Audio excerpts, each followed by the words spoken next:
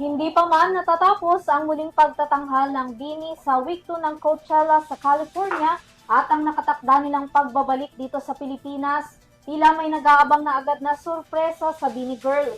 Isa kasing senador ang naghain ng resolusyong magbibigay sa grupo ng natatanging pagkilala dahil sa kanilang karangalang ibinibigay sa bansa na nagpapakilala sa Original Filipino Music o OPM. Alamin ang kabuuan ng balita mula kay Sam Marto.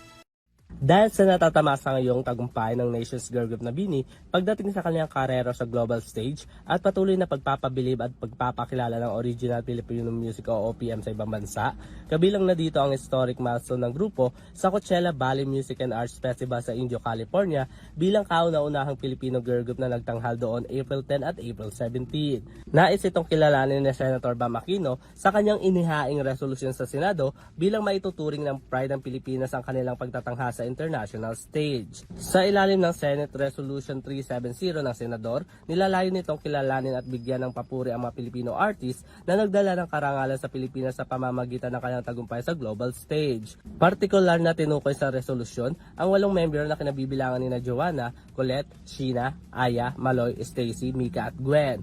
Bukod dito, binigyan din ng senador ang paggamit ng grupo sa tradisyonal na kasuotan na salakot at tropical-inspired outfit na tatak Pinoy.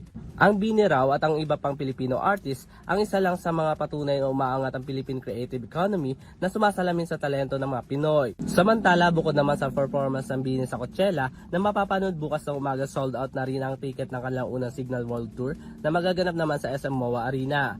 Para sa EuroTV Showbiz Balita, ako si Sam Marto, sumasaludos sa bawat Pilipino.